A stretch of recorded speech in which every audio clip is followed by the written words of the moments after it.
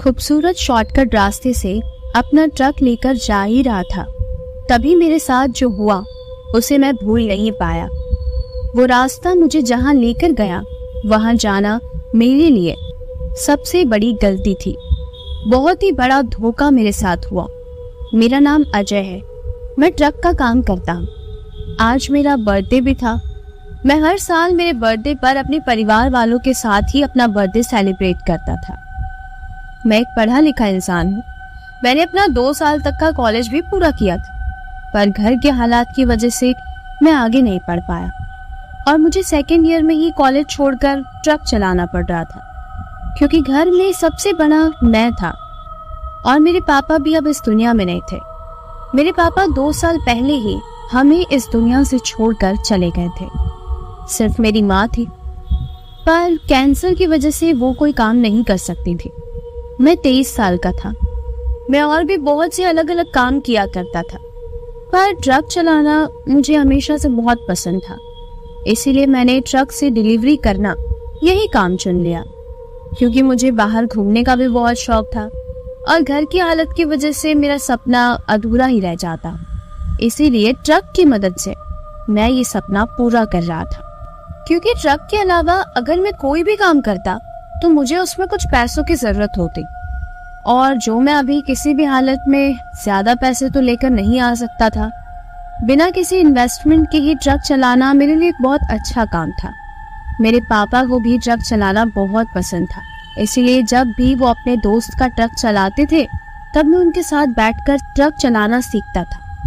उन्होंने ही मुझे ट्रक चलाना सिखाया और आज मैं ट्रक चलाकर पैसे कमा रहा हूँ। उससे मैं अपनी माँ का इलाज भी करवा रहा हूँ और कुछ पैसे साइड में सेव भी कर रहा था, ताकि उन पैसों की मदद से मैं कोई एक अच्छा काम ढूंढ सकूं और घर के हालात को सही कर सकूं। मेरी एक बहन थी जिसका नाम माधवी था। वो पढ़ने में बहुत होशियार थी, पर मैं उसे पढ़ा नहीं पा रहा था। गवर्नमेंट स्कूल में वो फ्री में पढ़ाई कर रही थी। इस बात से मैं खुश था। मेरे पापा के गुजरने के बाद मैं अपनी माँ का बहुत ख्याल रखता था, क्योंकि बार बार मेरी माँ हमारे पापा को याद करके रोने लग जाती। इसलिए मैं जो कुछ भी कमाता था वो सब उनके लिए छोटे छोटे गिफ्ट्स लेकर उन्हें खुश करने की कोशिश करता। 17 दिसंबर 2016 मेरा बर्थडे था और मेरे बर्थडे पर हम लोग हर साल एक छोटा सा केक कट करते थे। एक दिन मैं ट्रक का काम खत्म करके 9 बजे ही ट्रक से अपने मालिक के पास जा रहा था, उन्हें ये बताने कि आज मुझे घर जल्दी जाना है। तभी मुझे एक सुनसान रास्ते पर मेरे मालिक दिखाई दे जाते हैं। मैं ट्रक रोककर नीचे उतरता हूँ। उनसे ये कहने जा रहा था कि आज मुझे घर जल्दी जाना है। उस जगह मैं और मेरा मालिक, हम 2 ही अकेले खड़े थे और वो सड़क बहुत ही सुनसान लग रही थी। तभी मेरे मालिक ने मुझे केक देते हुए कहा, आज घर जाओ और परिवार के साथ केक काटना। ये देखकर मैं बहुत खुश हुआ और अपने मालिक से पूछने लगा, आपको मेरे बर्थडे के बारे में किसने बताया? तभी मेरे मालिक ने कहा, तुम्हारे परिवार वालों ने बताया था कि आज घर जल्दी भेजना है तुम्हें और आज अजय का बर्थडे है, और इसीलिए मैं ये केक लेकर तुम्हारे पास आ रहा था, लेकिन उससे पहले ही तुम खुद ही ट्रक रोककर मेरे पास आ गए। तभी मैंने पूछा, आप इस सुनसान जगह पर केक कहाँ से लेकर आ रहे थे? तभी मेरे मालिक ने कहा, अरे तुम वो सब छोड़ो, तुम्हें अब जल्दी घर जाना चाहिए। ये केक पकड़ो, चलो तुम ट्रक से घर चले जाओ और ट्रक सुबह लेकर आ जाना। तभी मैंने अपने मालिक से पूछा, लेकिन मालिक आप कैसे जाएंगे? इतनी सुनसान जगह पर कोई ऑटो या कोई गाड़ियां भी चलती हुई नजर नहीं आ रही। एक काम कीजिए, आप भी मेरे साथ मेरे घर चलिए, हम सब मिलकर मेरे परिवार के साथ केक काटेंगे। वैसे मैं आपको बताना भूल गया, मेरे मालिक का नाम रमेश काका था। मैं कभी उन्हें मालिक कहता तो कभी उन्हें रमेश काका कहकर बुलाता था। घर जाने के लिए मैंने अपना ट्रक चालू किया, पर ट्रक चालू होने का नाम ही नहीं ले रहा था। मेरा ट्रक बार बार बंद चालू हो रहा था। वो चालू होता फिर बंद हो जाता। फिर अचानक से रमेश काका नीचे उतरे और उन्होंने ट्रक चालू करने की कोशिश की, पर ट्रक तो चालू होने का नाम ही नहीं ले रहा था। तभी मैं और रमेश काका दोनों नीचे उतर गए और मैकेनिक को कॉल करने लगे। तभी अचानक से ट्रक चालू हो गया और अपने आप धीरे धीरे आगे चलने लगा।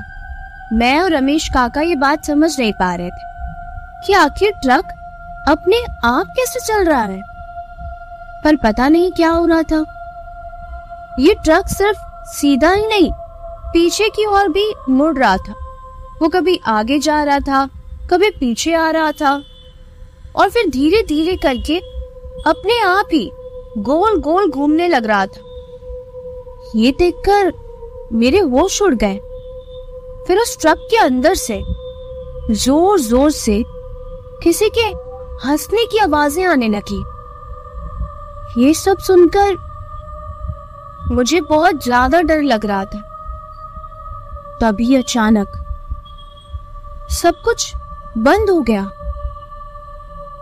अब मुझे रमेश काका भी कहीं नजर नहीं आ रहे थे। मैं उन्हें ढूंढ रहा था। रमेश काका, मैं उनका नाम पुकार रहा था।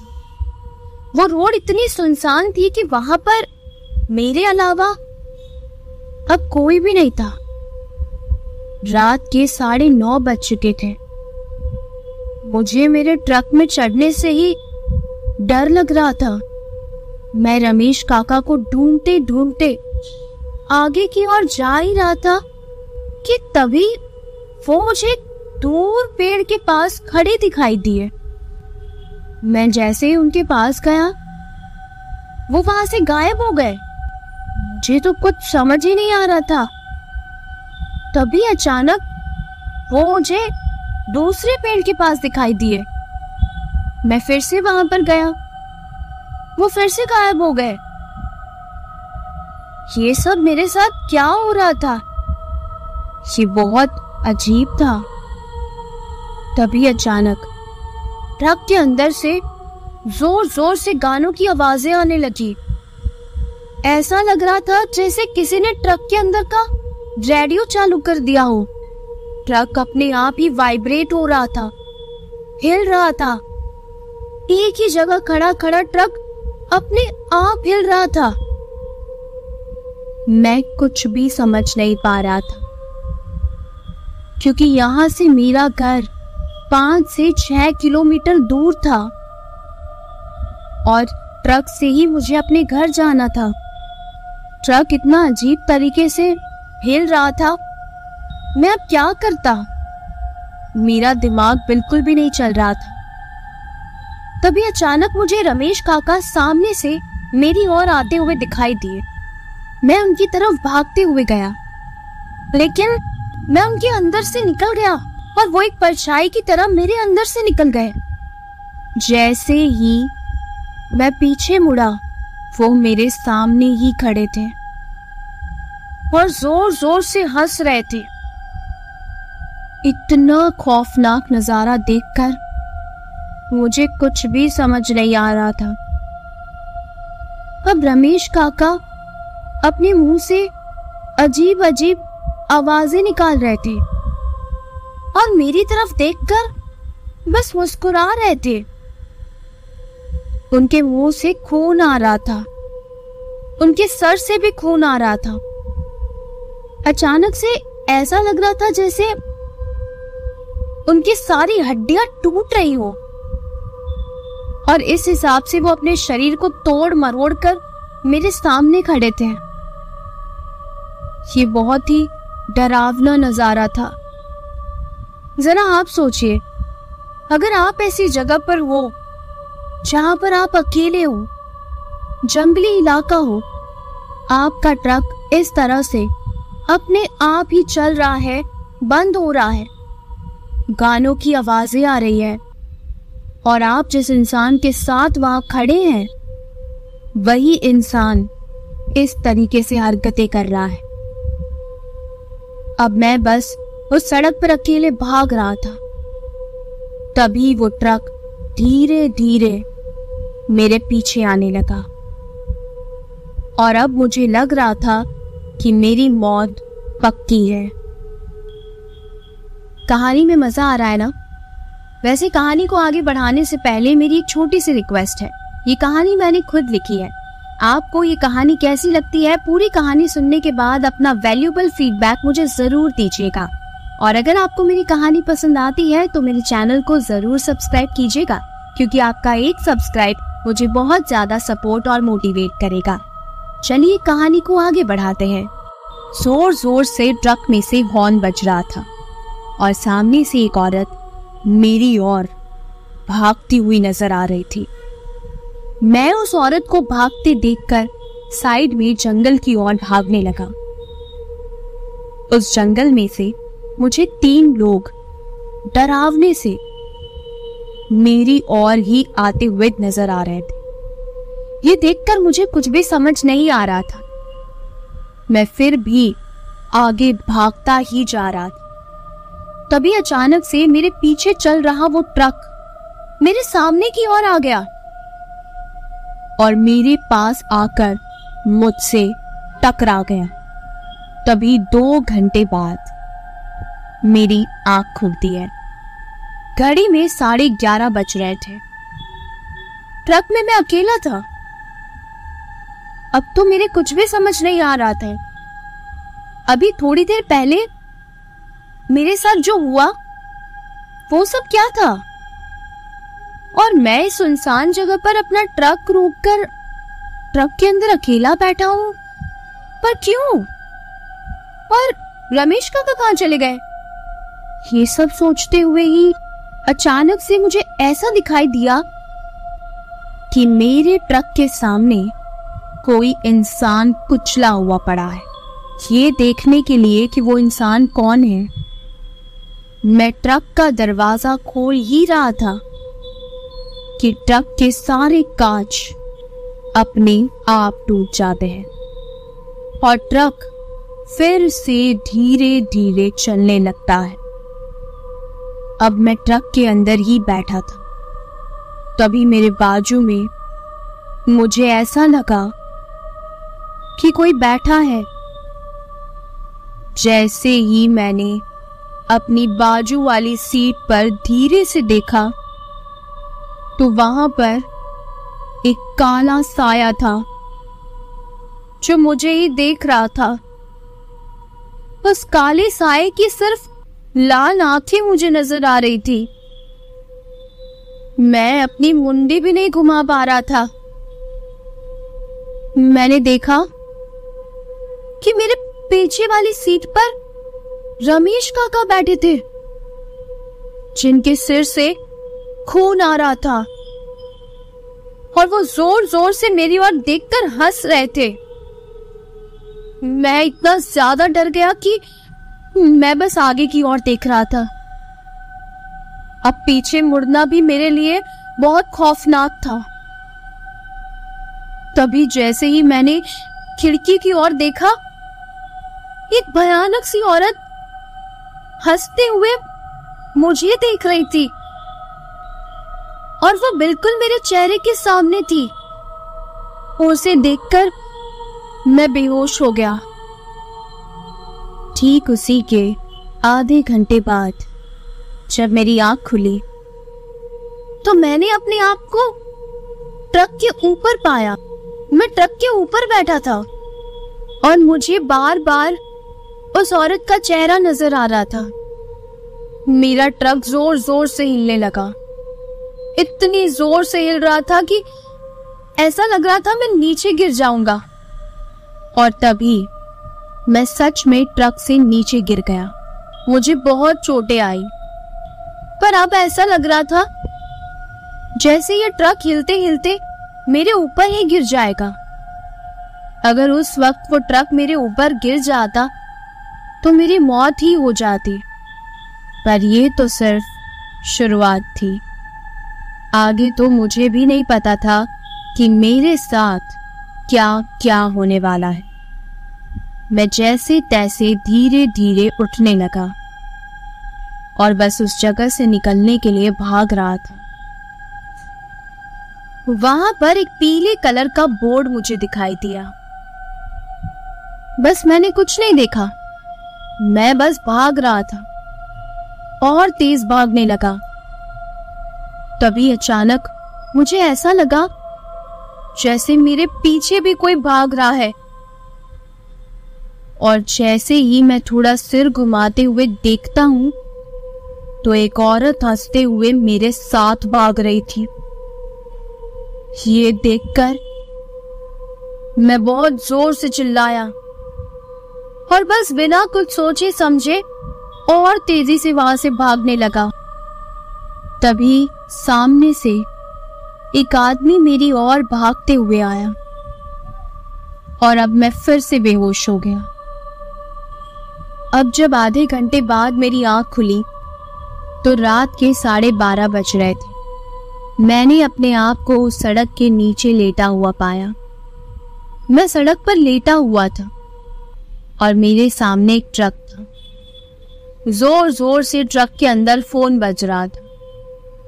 मेरे सामने भी ट्रक था, मेरे पीछे वाली साइड पर भी ट्रक ही था। मैं 2 ट्रक से घिरा हुआ था और ट्रक के अंदर से कोई जोर जोर से हॉर्न बजा रहा था। मैंने देखा कि मेरे पास में ही एक तांत्रिक बाबा मंत्र पढ़ रहा था। ये सब देखकर तो मैं हैरान ही हो गया कि इस सड़क पर मेरे साथ ये सब क्या हो रहा है।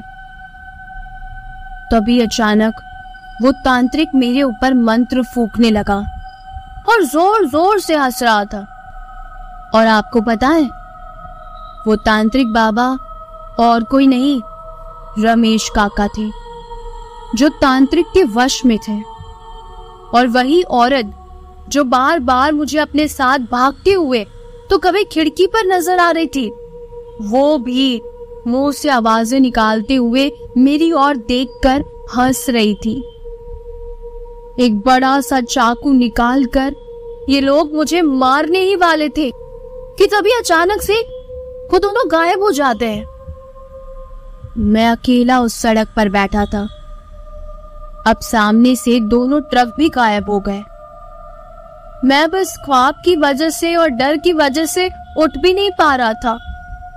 पर धीरे धीरे जैसे ही मैं खड़ा हुआ, वो दोनों ट्रक वापस उसी जगह पर आ गए और मेरी ओर तेजी से आने लगे। और अब बस वो दोनों ट्रक मुझे कुचलने ही वाले थे कि तभी अचानक से वो दोनों ट्रक दोबारा गायब हो गए। उसके बाद एक अजीब सा बूढ़ा व्यक्ति चलते हुए मेरे पास आया। तुम्हें मना किया था ना, इस जगह पर मत जाना। तुमने मेरी बात क्यों नहीं मानी? और मैं बस उस बूढ़े व्यक्ति को यही बोल रहा था, मुझे अब यहाँ से बाहर निकलना है, मेरी मदद करो, मुझे माफ कर दो, मैंने आपकी बात नहीं मानी। अब आप सोच रहे होंगे कि ये बूढ़ा आदमी कौन है और मैं उसे ऐसा क्यों कह रहा हूं। चलिए इसके पीछे की कहानी भी मैं आपको बताता हूं। दरअसल ये बात 5 दिन पहले की है। 12 तारीख को मैं रात में ट्रक से जा रहा था। तभी एक बूढ़ा व्यक्ति मुझसे लिफ्ट मांग रहा था। तब रात के 10 बज रहे थे। मैंने उस बूढ़े व्यक्ति को अपने ट्रक में बिठाने से मना कर दिया, पर उस बूढ़े आदमी ने कहा, ठीक है, तुम मुझे अपने ट्रक में नहीं बिठा रहे, कोई बात नहीं, पर मेरी बात ध्यान से सुनो।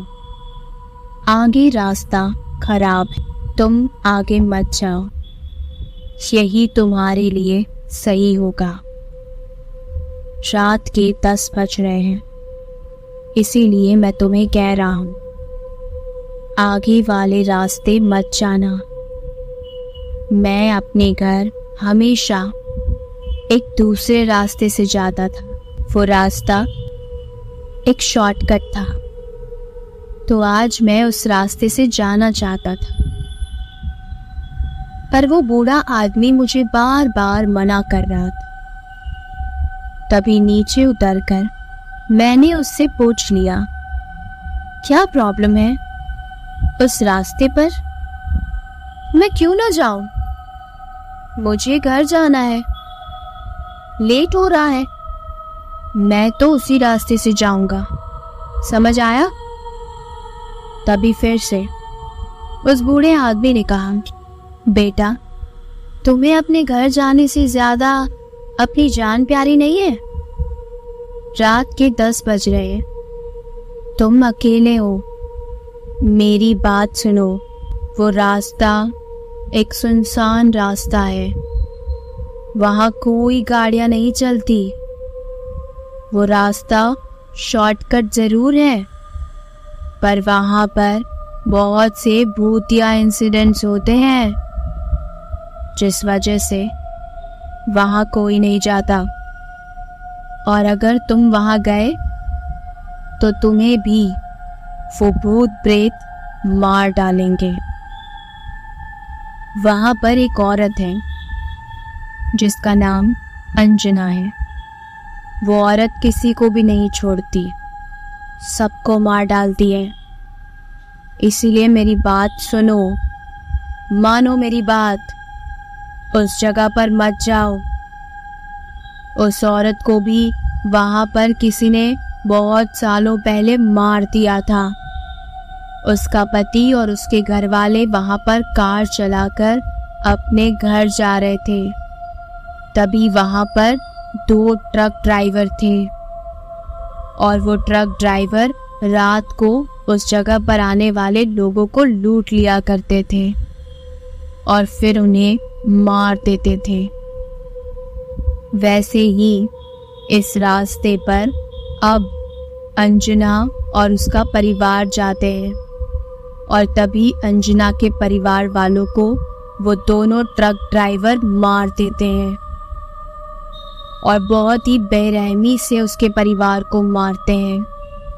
मरते मरते ही अंजना ने ऐसा कहा था कि अब मैं किसी भी ट्रक ड्राइवर को जिंदा नहीं छोड़ूंगी, और वो वहीं मर गई। इन दोनों ट्रक ड्राइवर को वहां पर लूटपाट करने के लिए उन ट्रक ड्राइवर का मालिक ही भेजता था। मुझे उस बूढ़े व्यक्ति ने 5 दिन पहले ही ये सब कुछ कह दिया था।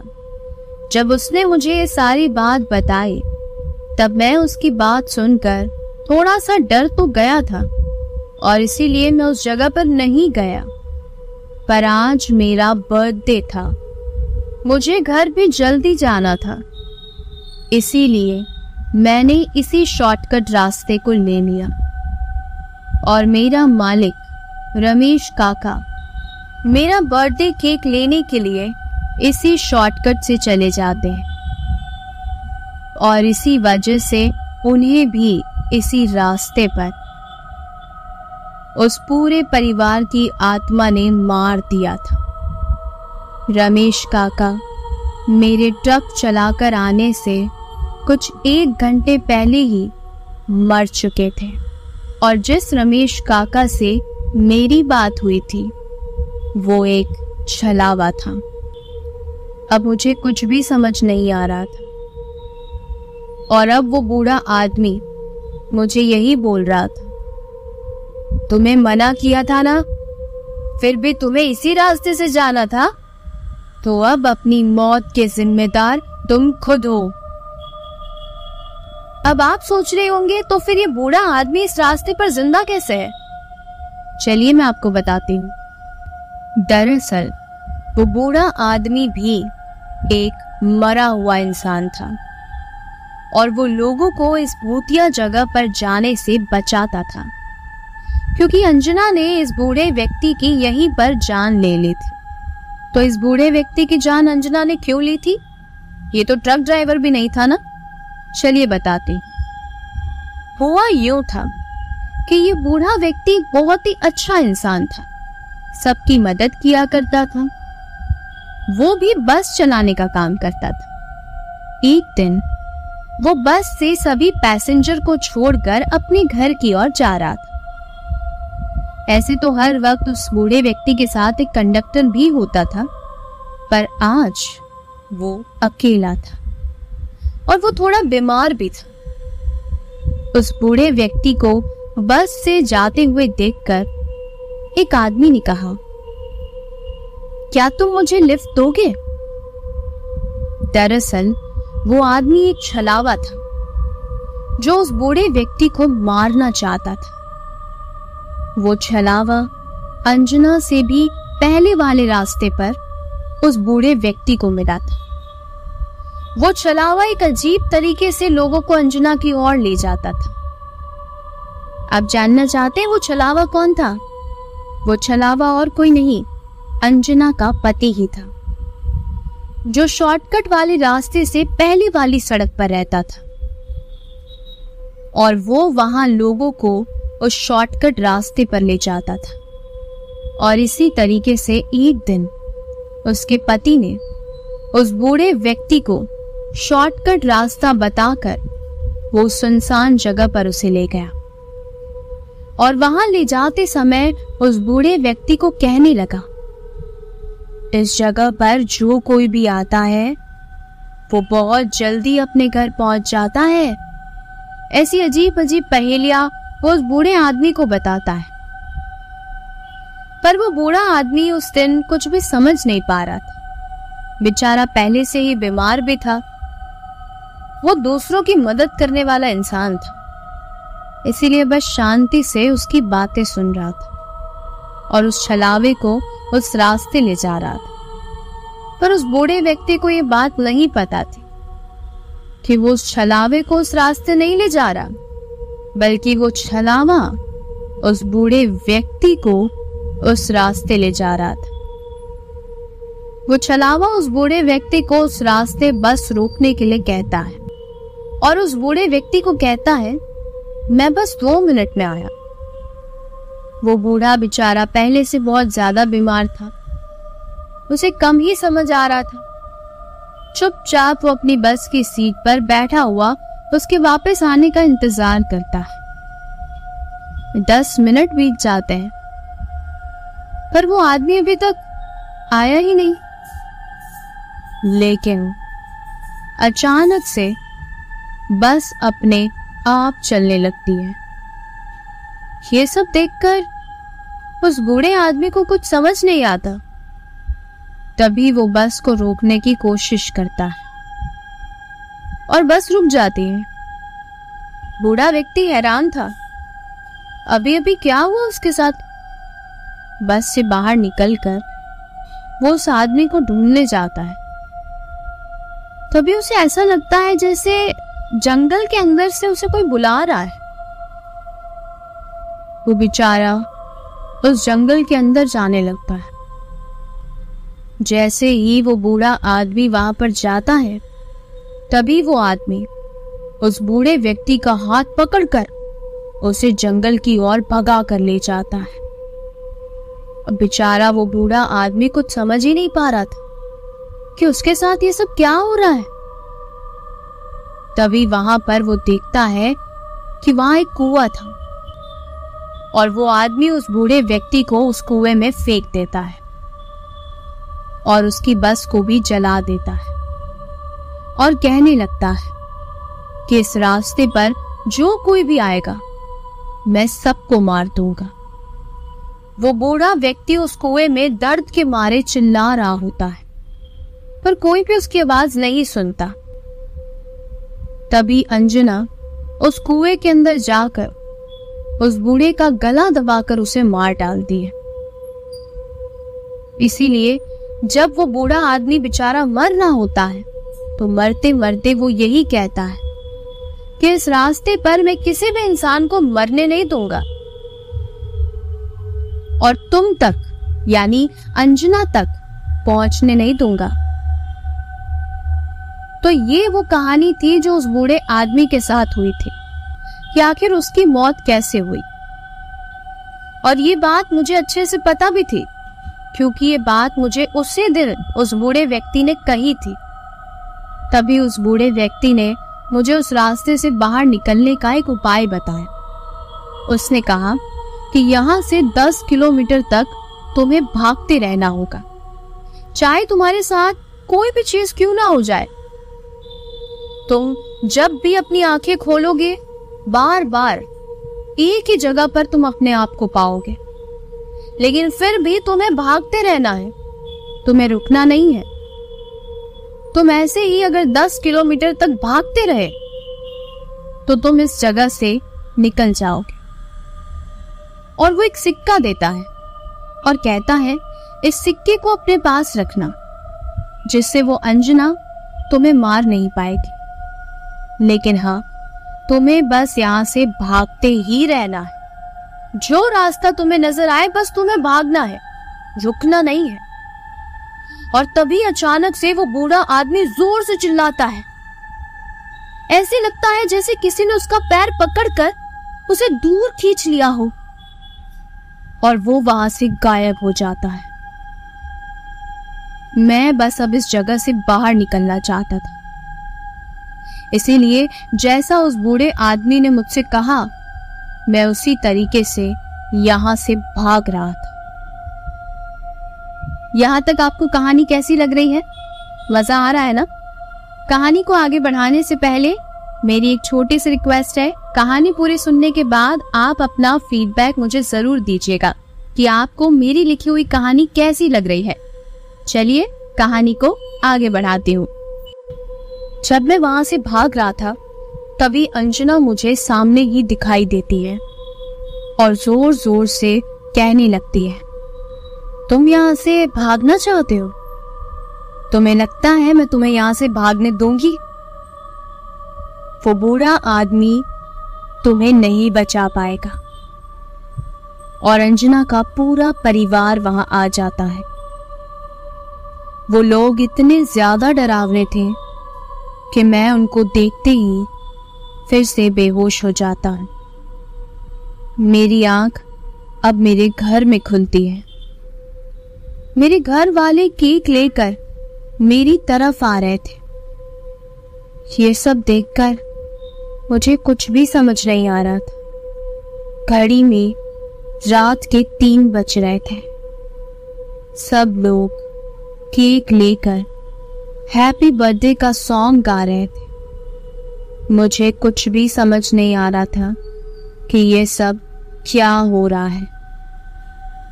अब मुझे मेरी बहन हाथ में चाकू पकड़ते हुए दिखाई देती है और वो मुझे कहती है, केक काटो ना भैया। मैं अब बस एक ही सवाल कर रहा था, मुझे घर कौन लेकर आया? मैं घर कब आया? पहले मुझे ये बताओ। तभी मुझे मेरी बहन कहती है, भैया आपको घर एक बूढ़ा आदमी और आपके मालिक रमेश काका लेकर आए थे। आप बेहोश हो गए थे किसी सुनसान जगह पर, ऐसा वो बूढ़ा आदमी कह रहा था। और उस आदमी की आवाज बहुत ही भारी भारी सी थी।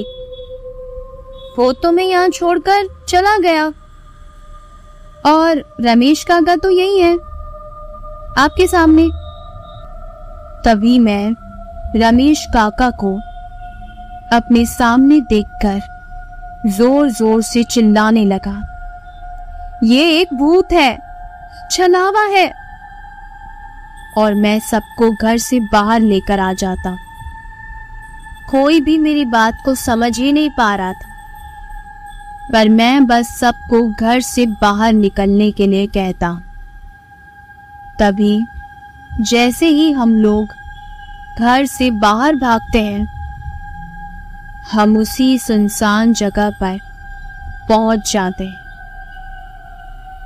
और वो रमेश काका अंजना में बदल जाते हैं और फिर मेरे पूरे परिवार को वो अंजना मार देती है और मैं अकेला ये देखता ही रह जाता। सामने ट्रक खड़ा था, उसमें से हैप्पी बर्थडे का म्यूजिक बज रहा था। अंजना उस केक को खा रही थी और उस केक के अंदर से खून निकल रहा था। फिर मैं वापस अपने घर पहुंच जाता। मैं तो उस बूढ़े आदमी की वजह से बच गया था, क्योंकि मेरे जेब में वो सिक्का था। पर मैंने मेरी एक गलती की वजह से अपने पूरे परिवार को अपने ही बर्थडे के दिन खो दिया। मैं अभी भी ये बात नहीं समझ पा रहा था कि मेरे परिवार वालों की तो कोई भी गलती नहीं थी, पर मेरी गलती की वजह से वो सब के सब मारे गए। हर रोज रात को मेरे घर के बाहर एक ट्रक आ जाता है और उसमें से आवाज आती है, भैया मेरी क्या गलती थी और किस लिए आपने सिर्फ एक ट्रक के लिए हम सबको मार डाला? क्यों किया आपने ऐसा? आप ट्रक चलाकर उस शॉर्टकट रास्ते पर क्यों गए? आपको उस बूढ़े आदमी ने मना किया था ना। मैं बस हर रात उस आवाज को सुनकर जोर जोर से रोने लग जाता। एक दिन रात के 2 बज रहे थे। मैं अपने आप उठकर अपने घर में घूम रहा था। मुझे नहीं पता कि मैं रात के 2 बजे अपने घर में इस तरह क्यों घूम रहा था। फिर थोड़ी देर बाद मैं वापस जाकर सो गया। उस दिन मेरे साथ मेरा दोस्त संजय भी था। संजय के घर वाले गांव गए थे, इसीलिए वो आज मेरे घर सो रहा था। पर रात को संजय ने मुझे इस तरीके से घर में घूमता हुआ देखकर वो उठकर मेरी तरफ आया और उसने मुझसे कहा, क्या हुआ? तुम रात को ऐसे क्यों घूम रहे हो? तभी मुझे होश आया और मैं फिर से संजय के साथ सो गया।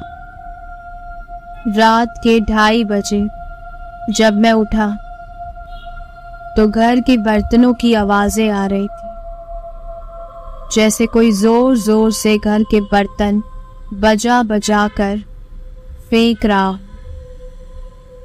वॉशरूम में पानी चालू होने की आवाज आ रही थी।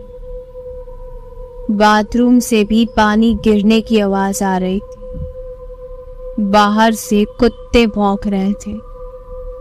घर की खिड़कियां अपने आप खुल रही थी, बंद हो रही थी। जोर जोर से किसी के रोने की, हंसने की और भारी भारी आवाजें मुझे सुनाई दे रही थी। मेरे साथ पहले भी एक ट्रक की घटना हो चुकी थी और इसीलिए मुझे बहुत ही ज्यादा डर लग रहा था। संजय मेरे रूम का दरवाजा जोर जोर से बजा रहा है।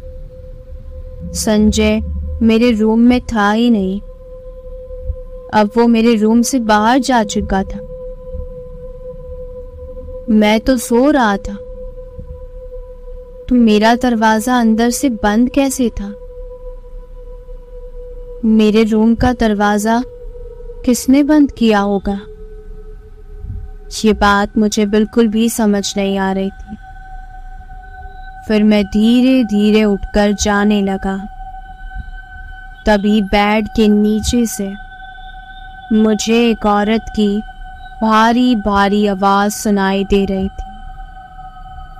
मैं उसकी आवाज सुनकर फिर से बेड पर चढ़ गया।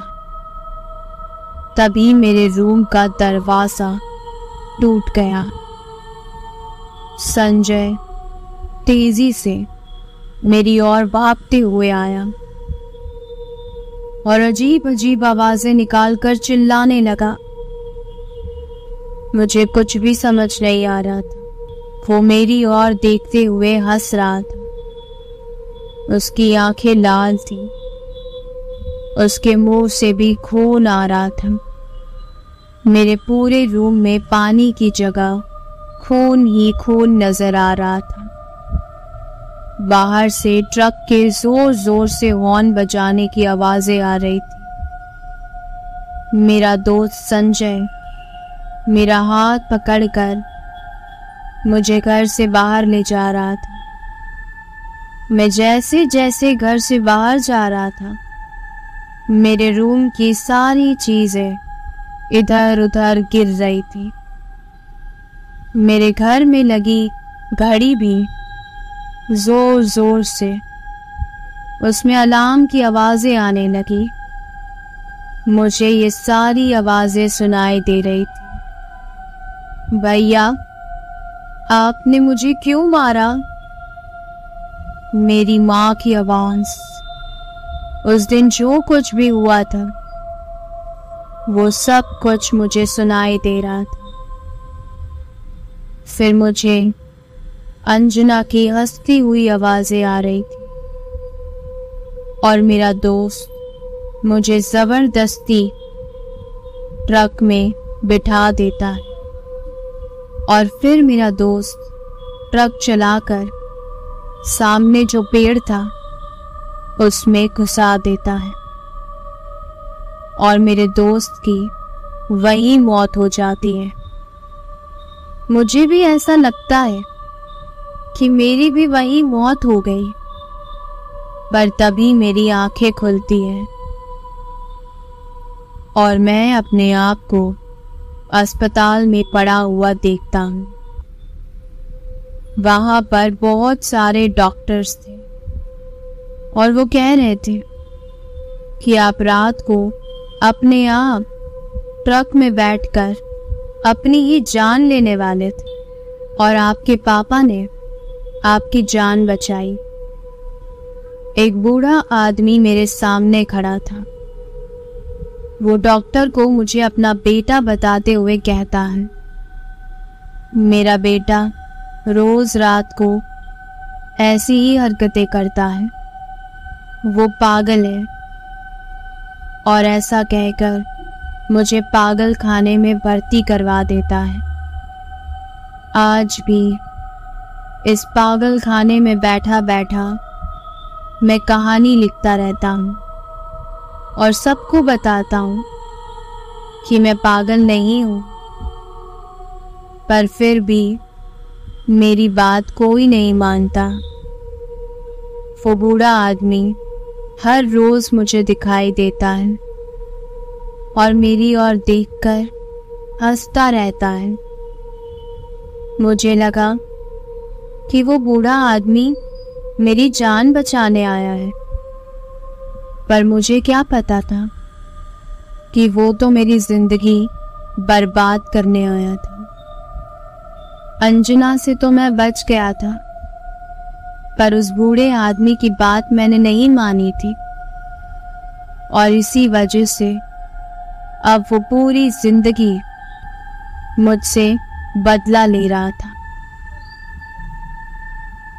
कहानी आपको कैसी लगी मुझे कमेंट करके ज़रूर बताइएगा। ये कहानी मैंने बहुत ही मेहनत से आप लोगों के लिए लिखी है। आपको मेरा ये प्रयास कैसा लगता है कमेंट में अपनी राय ज़रूर बताइए। आपका फीडबैक मेरे लिए बहुत इम्पॉर्टेंट है कि क्या मेरी कहानियाँ आपको पसंद आ रही हैं या नहीं। अगर आपको मेरी कहानी पसंद आई है तो मेरे चैनल को ज़रूर सब्सक्राइब कीजिए और वीडियो को लाइक करना बिल्कुल भी मत भूलिएगा। मेरे मालिक ने कहा, जल्दी जाओ और महातनगढ़ में सारे माल पहुंचाने हैं तुम्हें। और मेरी बात ध्यान से सुनो, सारे माल रात के 1 बजे तक पहुंचा देना। अगर पिछली बार की तरह लेट किया ना तो तुम्हारी 1 महीने की पगार काट दूंगा, समझे तुम? अब जाओ जल्दी। अजय कहता है, जी मालिक, पहुंचा दूंगा और पिछली बार की तरह पक्का मैं लेट नहीं करूंगा। चलता हूं मालिक। फिर मालिक ने कहा, हाँ अब जाओ जल्दी। दरअसल मेरा नाम अजय है और मैं घर के हालातों की वजह से ट्रक चलाता हूँ। मेरे मालिक ने मुझे मेहतानगढ़ में कुछ माल पहुंचाने भेजा है और अभी मैं ट्रक को चालू करके आपके साथ उसी गांव में जा रहा हूँ। रात के 8 बज रहे थे, पर जिस रास्ते से मैं जा रहा था वो बहुत ही ज्यादा सुनसान था। आसपास कोई गाड़ियां नहीं चल रही थी। जानवरों की आवाज आ रही थी।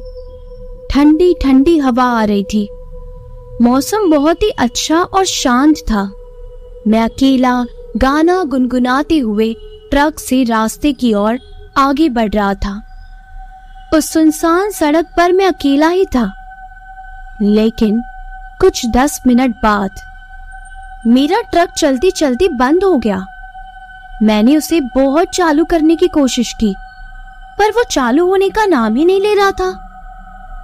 फिर मैंने अपने मालिक को कॉल किया।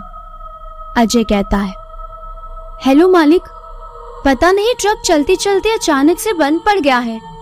मैंने बहुत चालू करने की कोशिश की, पर वो शुरू ही नहीं हो रहा। अब मैं क्या करूं? तभी मालिक ने कहा, तुम तो हो ही अपशगुन, जहां जाते हो कुछ ना कुछ अजीब कर ही देते हो।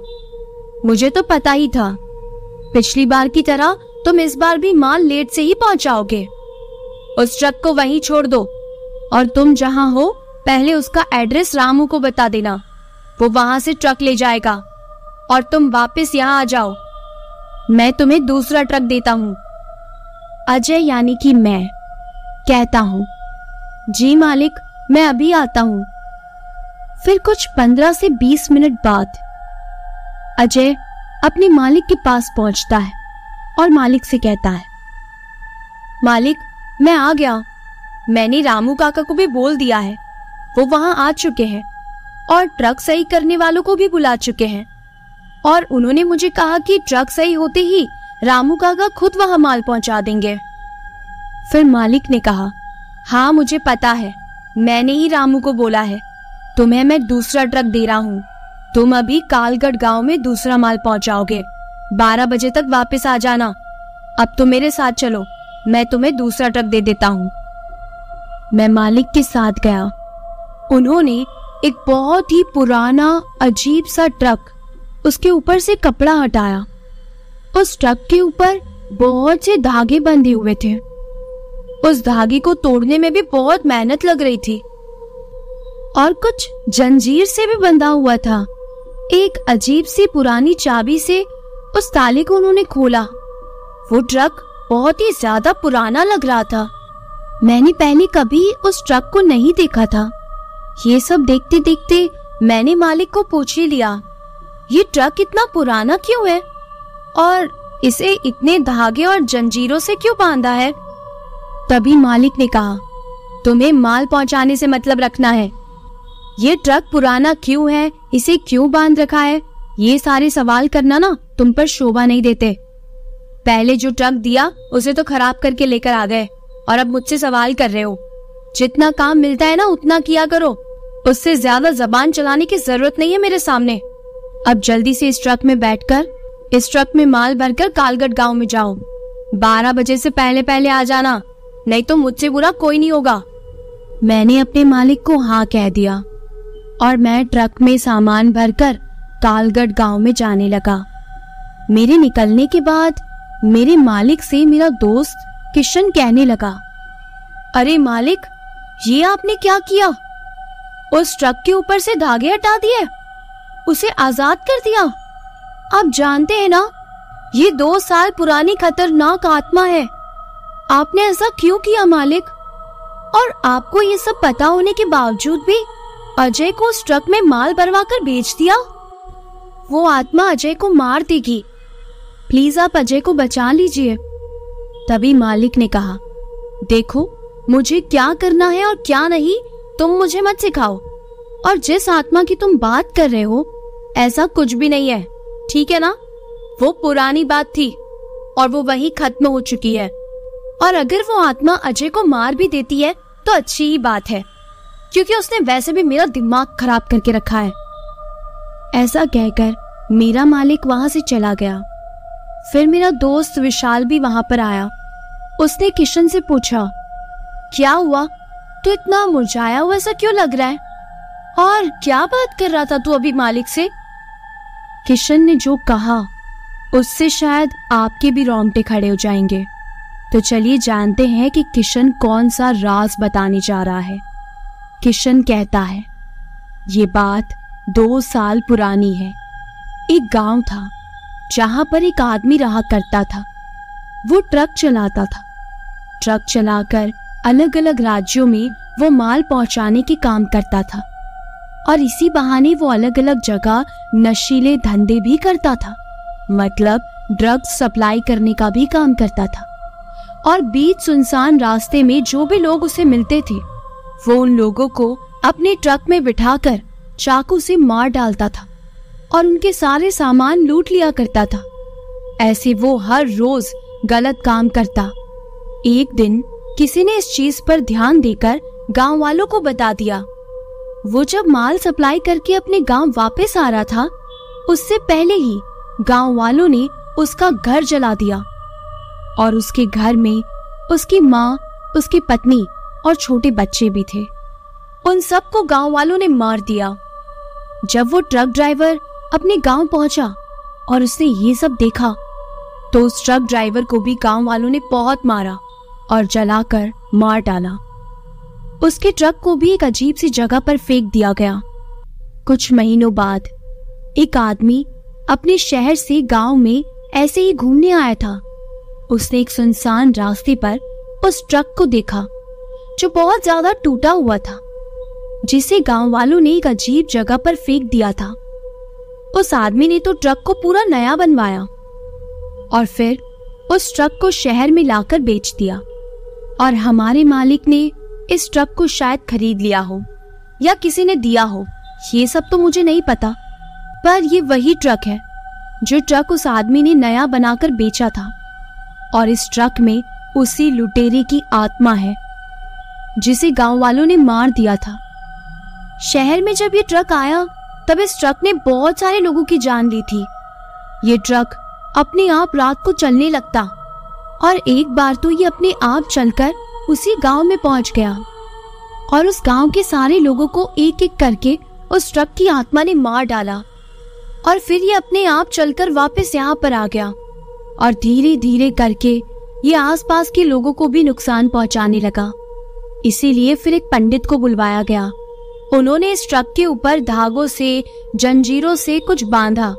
उसके बाद से ही सारे हादसे होने तो बंद हो गए और ये सारी बातों को बीते 2 साल हो गए। पर 2 साल बाद फिर से उस ट्रक को आजाद कर दिया गया है, वो भी मालिक ने खुद। वो तो हमेशा ही मुझे इस ट्रक से दूर रहने को बोलते थे, पर आज पहली बार उन्होंने खुद ही इस ट्रक को आजाद कर दिया। ये बात बहुत अजीब है। उन्होंने ऐसा क्यों किया वो तो मुझे नहीं पता, पर अब ये ट्रक सबकी जान ले लेगा। इसीलिए विशाल सुन, मैं तो देख मरना नहीं चाहता और हाँ, अपने दोस्त अजय की जान तो बचाना चाहता हूँ, पर अगर हम दोनों ने ऐसा कुछ भी किया तो वो ट्रक ड्राइवर की आत्मा हम दोनों को भी मार देगी। इसीलिए हम दोनों इस शहर को छोड़कर अभी के अभी गांव चलते हैं, वो भी अपने परिवार को साथ लेकर। तो क्या तू विशाल चल रहा है ना मेरे साथ? तभी विशाल कहता है, हाँ तू बिल्कुल सही कह रहा है, मैं भी मरना नहीं चाहता। ठीक है, फिर मैं भी तेरे साथ चल रहा हूँ। अब मैं आपको मेरी हालत बताता हूँ कि ट्रक को ले जाने के बाद मेरे साथ क्या हुआ। तो अभी तक आपको ये तो पता चल ही गया कि जिस ट्रक में मैं यानी अजय बैठा हूँ वो कोई मामूली ट्रक नहीं है, वो एक भूतिया ट्रक है जिसके अंदर एक लुटेरे की आत्मा वास करती है जो 2 साल से कैद थी और आज आजाद हो चुकी है। और उसे आजाद करने वाले मेरे ही मालिक थे।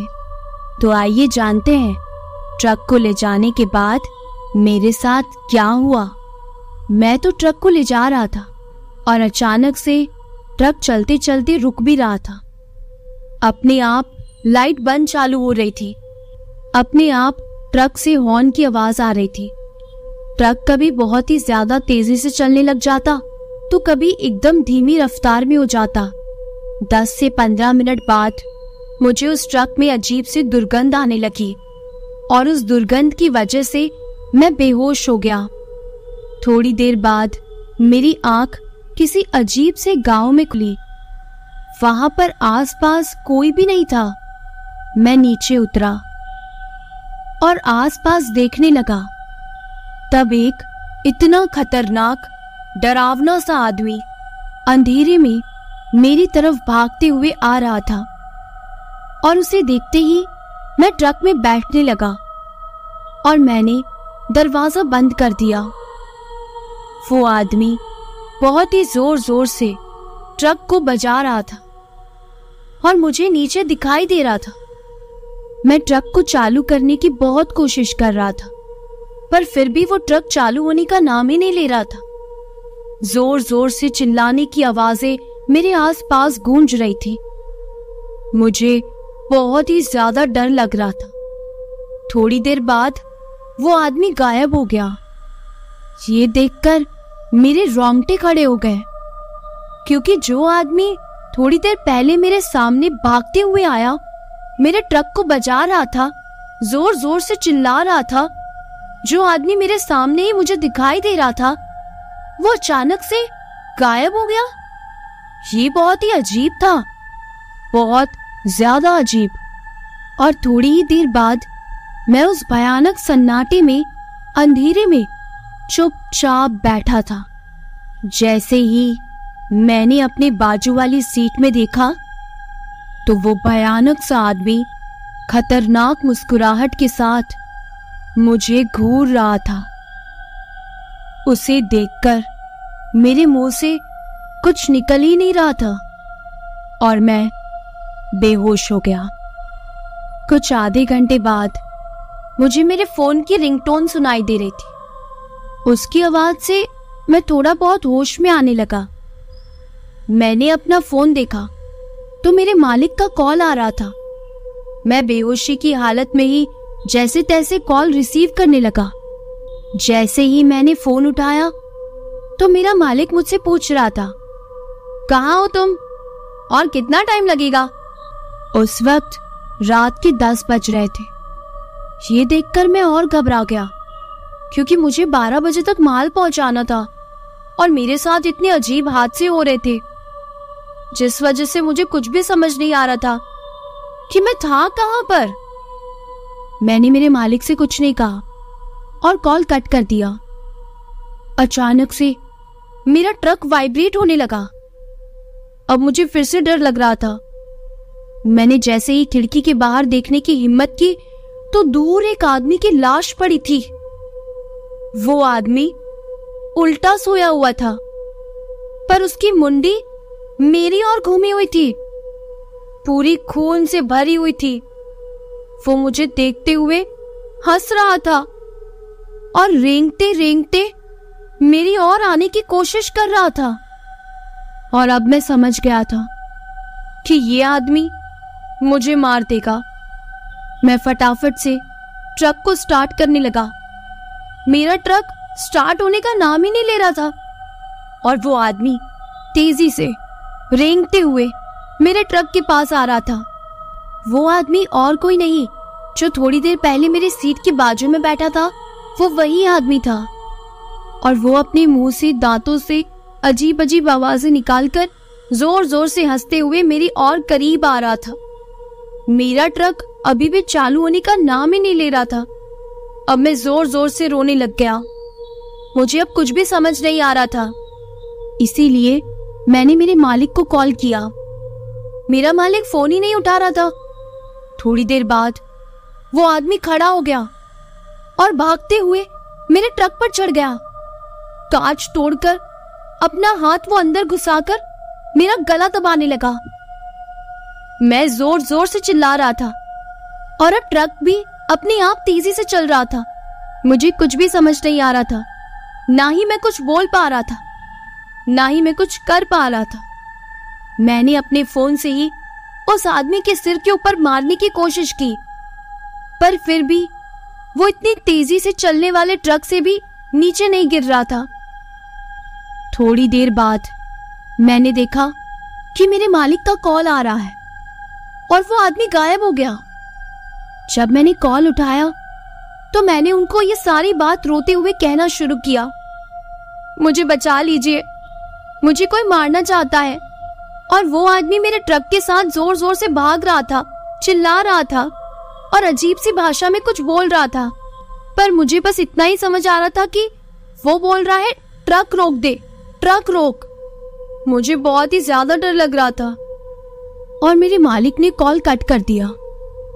दरअसल मेरी ये सारी बात सुनकर मेरा मालिक समझ गया था कि वो आत्मा मुझे मारने के लिए मेरे पीछे पड़ी हुई है, पर उन्होंने मेरे लिए कुछ भी नहीं किया। अब मैं आपको आगे बताता हूँ कि मेरे साथ क्या हुआ। मालिक ने जब सामने से कॉल कट कर दिया तब मैं भी समझ गया था कि अब मेरी मदद करने वाला कोई नहीं है।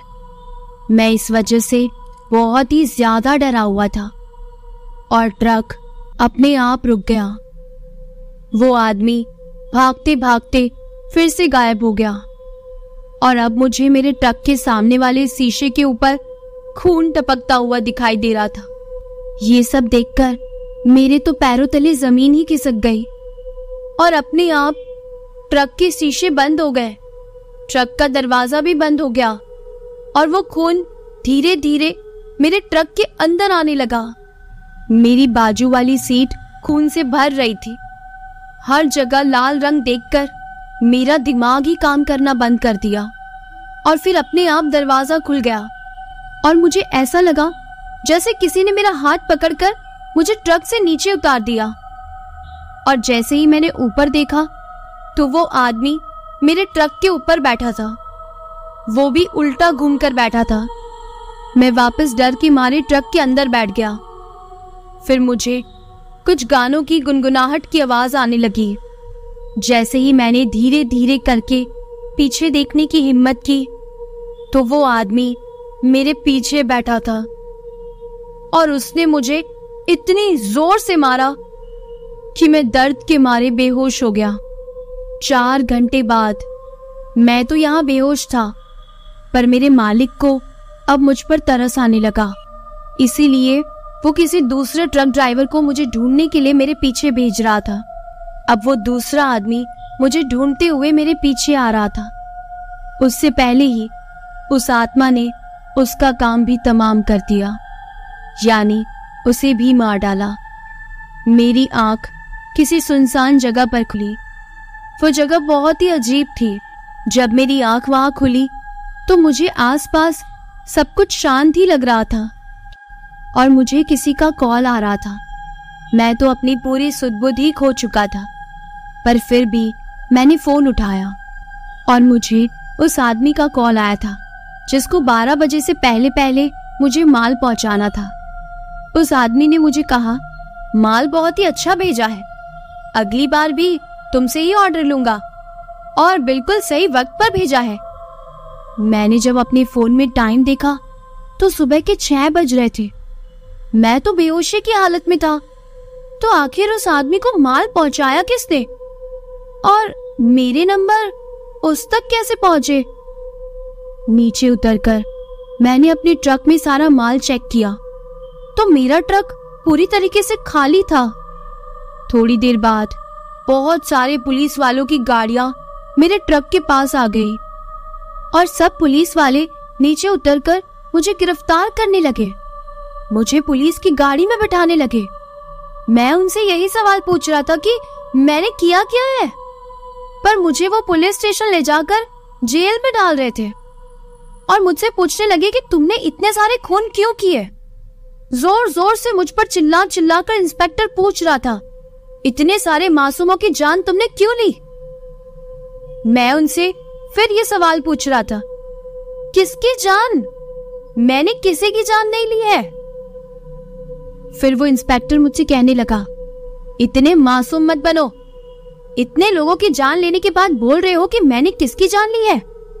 अब तो तुम्हें फांसी पर चढ़ाना होगा।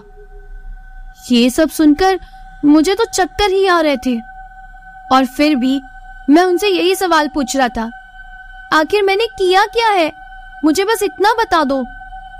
वो इंस्पेक्टर मुझसे कहने लगा, सारे न्यूज चैनल पर अभी तुम ही आ रहे हो और ऐसा सवाल पूछ रहे हो कि मैंने क्या किया? तुम अपने ड्रामे बंद करो। ऐसा कहकर वो इंस्पेक्टर वहां से चला गया। आसपास जो जेलर बैठे थे, मैंने उनसे पूछा, ये लोग मुझे जेल में क्यों डाल रहे हैं? तो वो लोग मुझे देखकर, मेरी बातें सुनकर हंस रहे थे। मेरे घर वाले भी पुलिस स्टेशन आ चुके थे मैं अब मेरे घर वालों से बोल रहा था, मैंने कुछ नहीं किया है और मुझे ये भी नहीं पता कि ये किस बारे में बात कर रहे हैं, ये लोग मुझे क्यों पुलिस स्टेशन लेकर आए हैं। तब मेरी माँ ने मुझे कहा, तूने रात को ट्रक चलाकर बहुत से लोगों को मार दिया है। लगभग तूने रात को 12 बजे से लेकर सुबह के 4 बजे तक 60 लोगों की हत्या की है। कितनों को तो चाकू से मार दिया और कितने लोगों के ऊपर तूने रात भर में ट्रक चला दिया। मुझे पहले ये जवाब दे, तूने ये सब क्यों किया। मैंने अपनी माँ से कहा, पर माँ, मैंने ऐसा कुछ नहीं किया है। फिर मेरी माँ मुझ पर चिल्लाते हुए कहने लगी, अगर तूने नहीं किया है तो तेरे फिंगरप्रिंट्स तेरे ट्रक से ही उनका एक्सीडेंट कैसे हुआ। उन सारे लोगों की मौत तेरे ट्रक से हुई है। रात भर तू घर पर भी नहीं आया था तो तूने ही ट्रक से उन सबको मारा है और अब ये कह रहा है कि मैंने किसी को नहीं मारा। तेरा भूत तो नहीं आया था ना मारने, तेरा एक का ही तो सहारा था हमें। पर तूने आखिर ऐसा क्यों किया अजय, जवाब दे मुझे। और ऐसा कहकर मेरी माँ जोर जोर से रोने लगी और पुलिस वालों से कहने लगी, मार तो मेरे बेटे को और साथ में मुझे भी मार दो। मेरी माँ को पुलिस वालों ने साइड में बिठाकर शांत किया। थोड़े दिनों बाद कोर्ट से मुझे फांसी का फैसला सुना दिया गया और मुझे उस जगह पर लेकर गए जहां पर मुजरिमों को फांसी दी जाती है। मुझे भी वहां पर खड़ा करवा दिया और मैं उस फांसी के फंदे को देख रहा था और बाजू में मुझे वही आदमी हंसते हुए नजर आ रहा था। फिर मेरी तो मौत हो गई, पर मेरे मरने के बाद वो ट्रक अपने आप चलकर बहुत से लोगों को फिर से मारने लगा और इस बार वो ट्रक किसी के काबू में आ ही नहीं रहा था। जब ये सारी बात सबको पता चली तब मेरे परिवार वालों को, पुलिस वालों को, सबको पता चला कि मैंने कभी किसी का खून किया ही नहीं था। जो भी रात को सारे खून कर रही थी वो एक आत्मा थी। वो आत्मा मुझसे खून करवा रही थी और वो उसी आदमी की आत्मा थी और उसने ही मेरे मालिक को भी मार दिया और उसने मेरे दोनों दोस्त विशाल और किशन, इन दोनों को भी मार दिया और आखिर में मुझे भी मार दिया। तो ये थी मेरे साथ घटी हुई मेरी आप बीती। तो कैसी लगी आपको मेरी लिखी हुई ये ट्रक ड्राइवर की भूतिया कहानी। अगर आपको ये कहानी पसंद आई है तो मेरे वीडियो को लाइक और चैनल को सब्सक्राइब जरूर कीजिएगा। अगर आपको मेरी लिखी हुई कहानियां पसंद आती हैं तो मेरे वीडियो को जरूर लाइक करें और कमेंट करके अपना फीडबैक जरूर बताएं। इससे मेरे वीडियो की रिच भी बढ़ती है और मुझे मोटिवेशन भी मिलता है। चलिए, आपका फेवरेट हॉरर टॉपिक क्या है जिस पर आप हॉरर स्टोरी सुनना चाहते हैं, कमेंट करके जरूर बताइएगा। और अगर आप मुझे हॉरर स्टोरीज भेजना चाहते हैं तो मेरी इंस्टा लिंक आपको डिस्क्रिप्शन में मिल जाएगी। ऐसी ही और भी डरावनी, भूतिया और रहस्यमय कहानियों को सुनने के लिए मेरे चैनल से जुड़े रहिएगा। Okay, bye.